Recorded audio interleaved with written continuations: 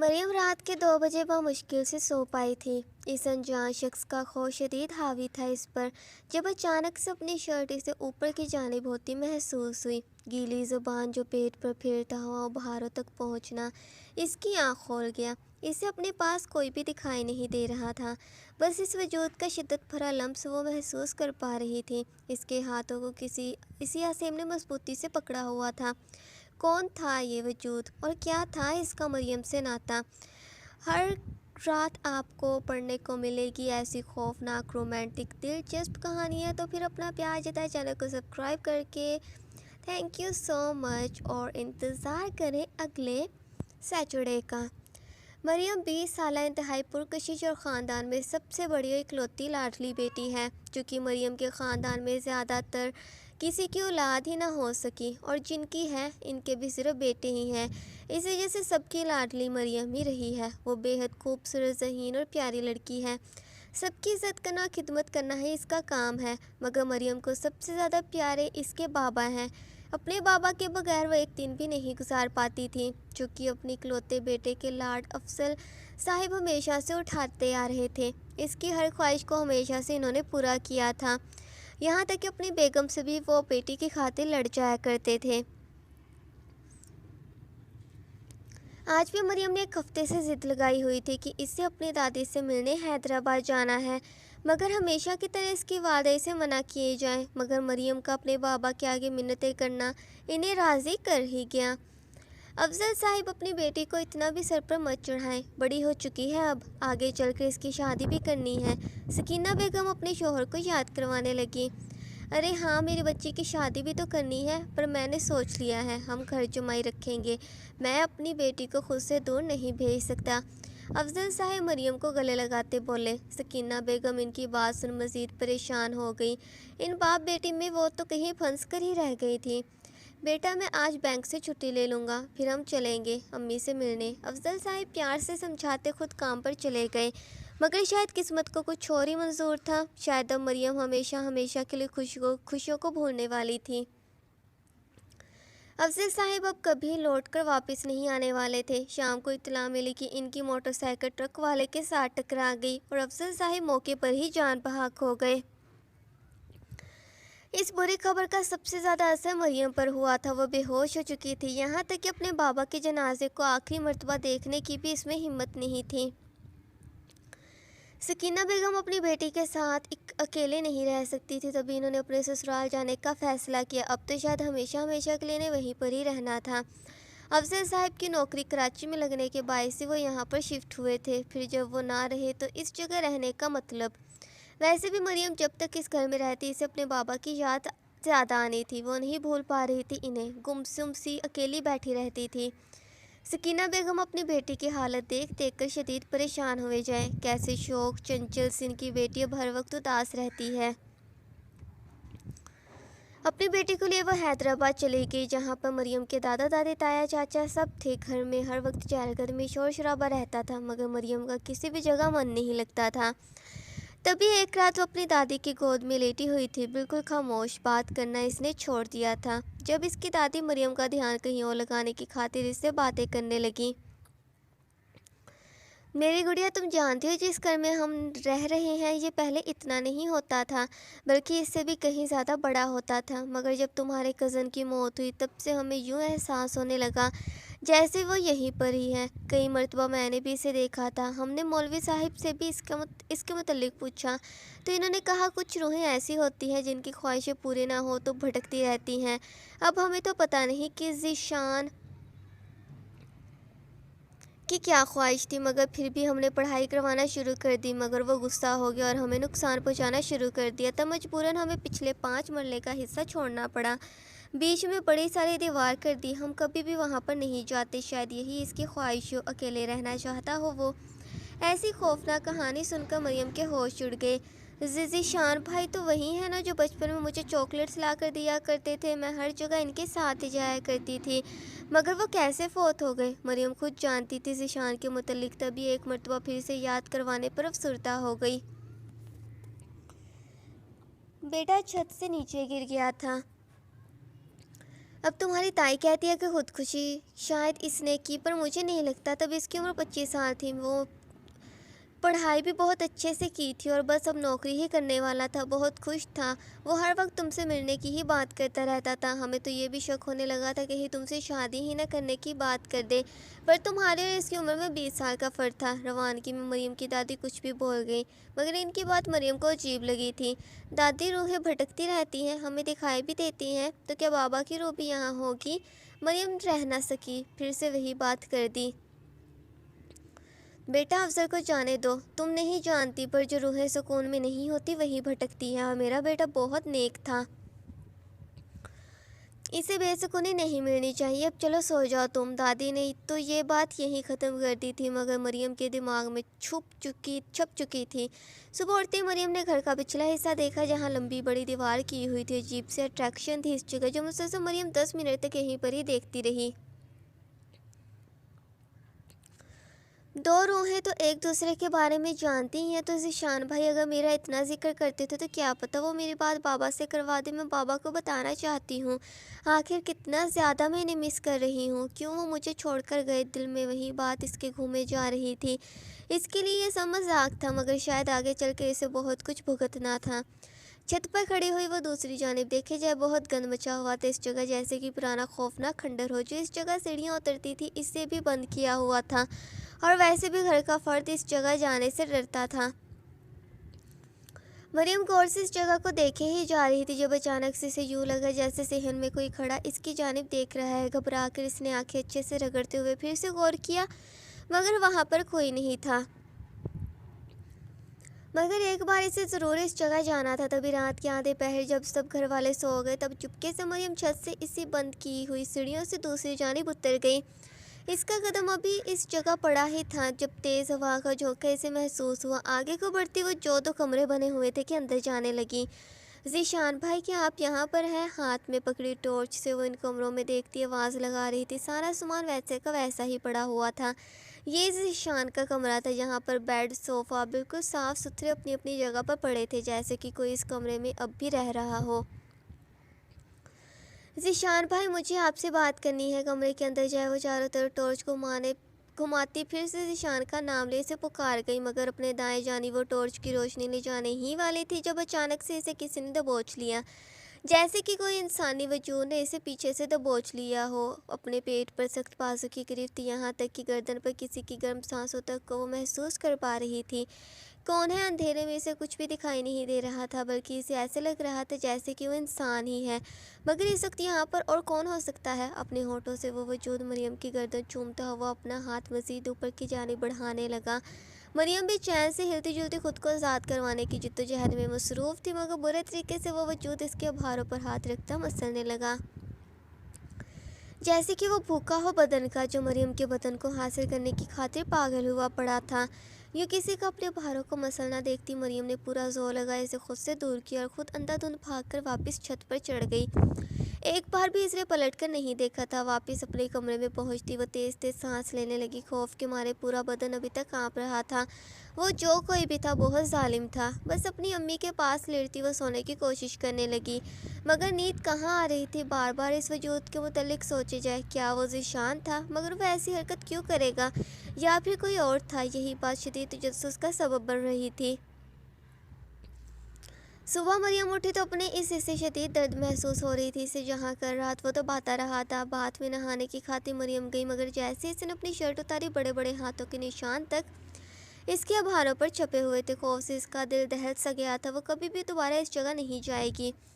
डरते डरते वो नहाने लगी। शावर चल रहा था, वही शैम्पू सर पर लगाई मरियम आंखें बंद किए पानी से बालों को धो रही थी, मगर अचानक से एक मरतबा फिर से किसी का इसकी गर्दन को चूमना मरियम की आंखें खोलने पर मजबूर कर गया। शैम्पू आंखों में जाने की वजह से इसे कुछ दिखाई नहीं दे पा रहा था। बस अपने करीब धुंधला धुंधला सा कोई काला साया दिखे जाए, कोई है। जल्दी जल्दी से अपनी आंखों में पानी के छींटे मारती इसने चारों तरफ देखा, मगर यहाँ पर सिवाय इसके और कोई नहीं था। शदीद डर के मारे वैसी वो कपड़ों को पहनती कमरे में आ गई। इसे अब अकेले नहीं रहना था। डर लग रहा था। तभी पूरे खानदान के दरमियान जाकर बैठ गई, जहाँ अपने बाबा के गुजर जाने के बायस वो सदमे में जा चुकी थी। अकेले तन्हा रहती थी।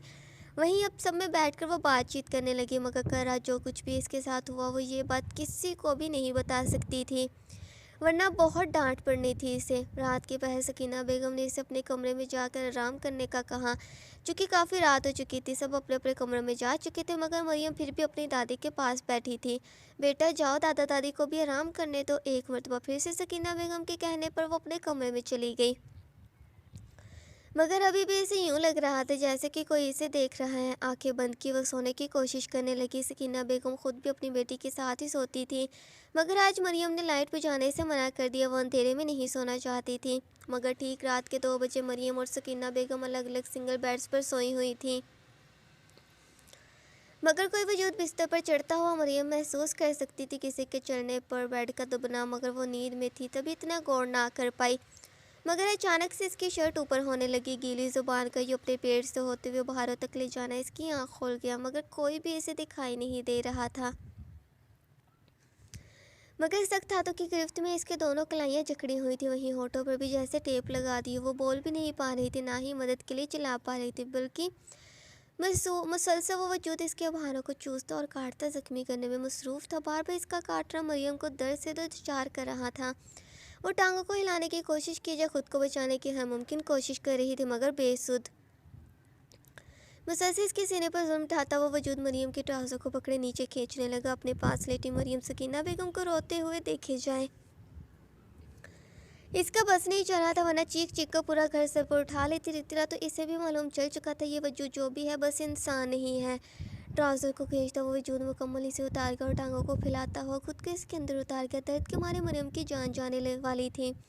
कोई बदरूह इसके साथ ज़बरदस्ती कर रही थी, मरियम की ज़िंदगी तबाह कर रहा था। वो जो दिखाई भी ना दे रहा था, मगर फिर भी इसकी जानिब से मिलने वाली हर हरकत, हर जुल्म मरियम सहन कर रही थी। शख्स की जानिब से मिलने वाली हर हरारत पूरे बदन से जान निकाल रही थी।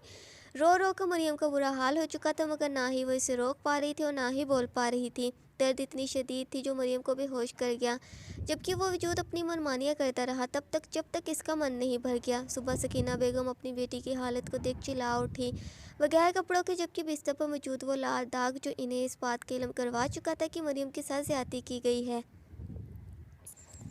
अपनी वालदा के पुकारने पर मरियम ने आंखें खोली, बदन दर्द से टूट रहा था। इसे कुछ समझ नहीं आ रही थी। बेटा क्या हुआ, कल किसने तुम्हारे साथ गलत किया, बताओ मुझे।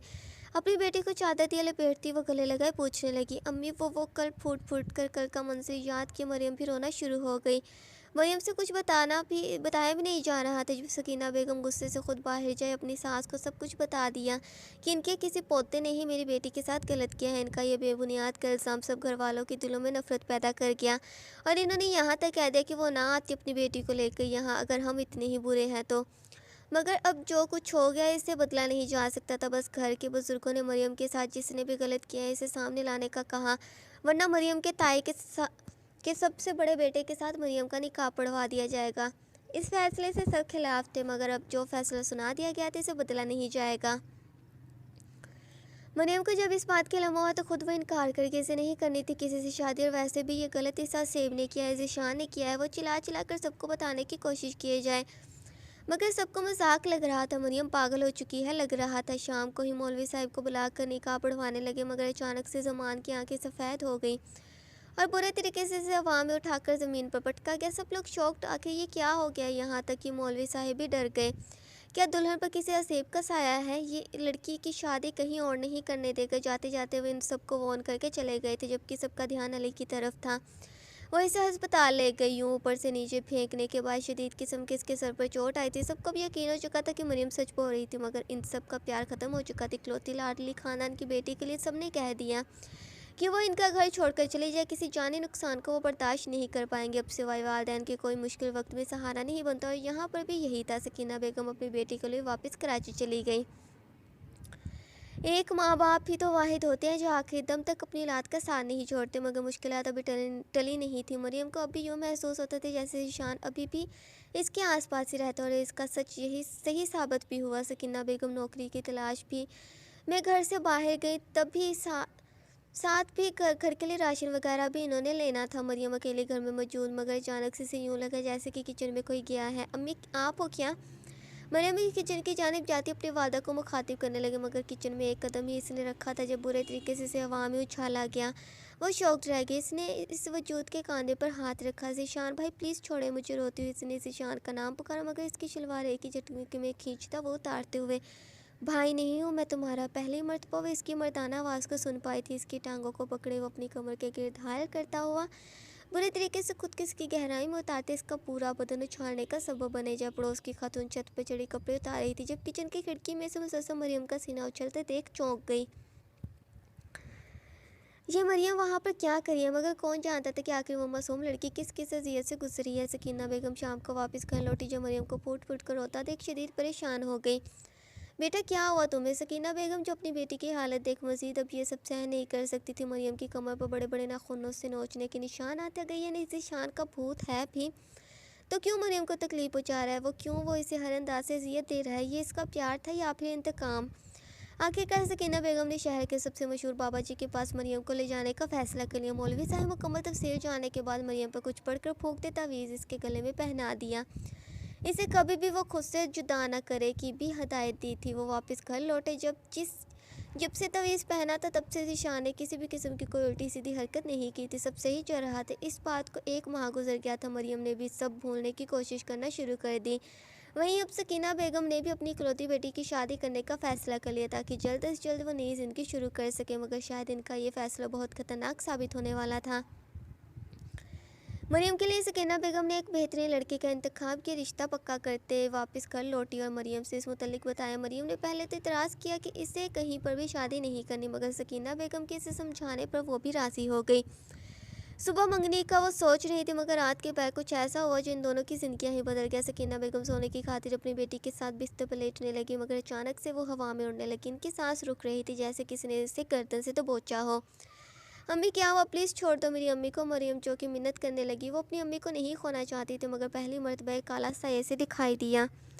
अगर अम्मी की जान चाहती हो तो जो तवीज़ गले में पहना हुआ है उतार दो। इसकी वजह से मैं तुम्हारे करीब नहीं आ पा रहा। मुझे तुमसे दूर रहना पड़ रहा है, जिसका फ़ायदा ये औरत उठा रही है। तुम सिर्फ मेरी हो, और जो कोई भी मुझे तुमसे दूर करने की कोशिश करेगा मैं खुद इसकी जान ले लूँगा। इसका धमकाना मरियम को चौंका गया। जल्दी से अपनी अम्मी की खातिर इसने गले से तवीज़ उतार दिया। सकीना बेगम को साथ ही वो फर्श पर गिराता छोड़ गया। मरियम भागकर अपनी अम्मी को देखने लगी। क्यों कर रहे हैं ऐसे? मैं आपको अपना दोस्त समझती थी, भाई कहती थी आपको, मगर आप क्या निकले? आप वो नहीं है जिसे मैं पसंद करती थी। मरियम रोई चाहे जब ज़ीशान हंसता हुआ, मगर मैंने सिर्फ हमेशा तुम्हें चाहा था, तुमसे मोहब्बत की थी जो किसी से बर्दाश्त ना हो सका, और मुझे धक्का दिए मेरी जान ले ली। मरियम चौंक गई। ज़ीशान ये क्यों बोल रहा है? कौन इसकी जान ले सकता है? आप क्या कह रहे हैं? इसकी बात मरियम को समझ नहीं आई। तुम्हें बहुत मोहब्बत करता था, मैं पागलों की तरह चाहता था, यहाँ तक कि तुम्हारी 5 साल उम्र से भी मुझे कोई फ़र्क नहीं पड़ रहा था। तभी तुमसे निकाह करने वाला था। तुम्हारे बाबा से बात भी कर ली, मगर इन्होंने इनकार कर दिया। मुझे इन्हें बर्दाश्त नहीं हो सकी मेरी मोहब्बत। मुझे तुमसे दूर रहने का कहा, मगर मैंने भी साफ कह दिया शादी तो करूँगा तुमसे ही, तुम सिर्फ मेरी हो। जिसके बदले इन्होंने मुझे थप्पड़ मारा और मेरा पाँव फिसलता छत से मैं नीचे गिर गया। ये हकीकत इन्होंने सबसे छुपाई। मुझ पर उल्टा इल्ज़ाम लगा दिया कि मैंने खुदकुशी की है, जबकि वो था मेरा खूनी। तुम्हें मुझसे बचाने की खातिर मेरी ही जान ले ली। मरियम को ज़ीशान की बात पर यकीन नहीं आ पा रहा था। इसके बाबा ऐसी हरकत नहीं कर सकते थे, वो बहुत नेक इंसान थे। तुम झूठ बोले, मेरे बाबा ने तुम्हारी जान नहीं ली। मरियम ने इसकी बात मानने से इनकार कर दिया। तुम्हें क्यों आएगा यकीन? चुकी जान तो मेरी गई है ना। पर तुम जानती हो मुझे तो किस बात का है? मैं तुमसे दूर हो गया। मुझे सिर्फ इस बात का अफसोस है कि अब तुमसे नहीं मिल पाऊँगा, तुम्हें देख नहीं पाऊँगा, तुम्हारे साथ ज़िंदगी नहीं गुजार पाऊँगा। पर अब जब तुम इतने सालों बाद वापस कर गए मुझसे मिलने आई तो खुद से इख्तियार खो बैठा। वैसे भी तुम पर गुस्सा था मुझे, जो मुझे कभी याद तक नहीं किया। प्यार करने की सज़ा कैसे मिल रही थी मुझे। पर अब जब मैं तुम्हें खुद से दूर कभी भी जाने नहीं दूंगा, चाहे मुझे जो कुछ भी क्यों ना करना पड़े, सब करूंगा, मगर तुम्हारे पास रहूंगा। तुम्हारे करीब किसी दूसरे इंसान को कभी नहीं आने दूंगा, आई प्रॉमिस। यूँ ज़ीशान का पागलपन देख मरियम के आंसू ही नहीं रुक पा रहे थे। अगर ये सच बोल रहा है तो इसके बाबा ने वाकई गलत किया है। किसी की जान लेने का हक किसी को नहीं होता। ठीक है, मैं आपकी बात मानूंगी। मेरी खातिर आपकी जान ली गई है तो फिर मैं आपके साथ रहूंगी। अपने वालिद का कफ़ारा अदा करती इसने ज़ीशान के साथ रहने का फ़ैसला कर लिया। मगर शायद ये बिल्कुल गलत फैसला था। अपनी सारी ज़िंदगी को यूं भी बर्बाद करने वाली थी एक आत्मा के साथ रहकर। मरियम ने सकीना बेगम अपने ससुराल जाने का कहा, चूँकि इस घर में वो अकेली रहेगी। इसके फैसले से सारा ख़ानदान नाखुश था, मगर मरियम ने अपने वालिद को कातिल साबित नहीं किया कि कहीं बाकी सब लोग इनसे नफरत ना करें। वो अब भी ज़ीशान के साथ इसी घर में रह रही है। ज़ीशान इसकी हर ज़रूरत का ख्याल रखता है, घर का सामान वगैरह भी वो ही लेकर आता है। मरियम की जो भी ख्वाहिश होती है सब पूरी करता है। अपनी ज़रूरियात को भी मरियम के वजूद से बदले में पूरी करता है। वो मियाँ बीवी के जैसे रह रही है। मरियम को अब डर लगना भी बंद हो चुका है, जबकि अब तो ज़ीशान इसे दिखाई भी देता है। मोहल्ले वालों ने मरियम को पागल होने का खिताब तक भी दे दिया, जबकि हकीकत जानकर इनकी रूह खुद भी कांप उठेगी। सो गाइस, कैसे लगी आपको हमारी ये कहानी? चैनल को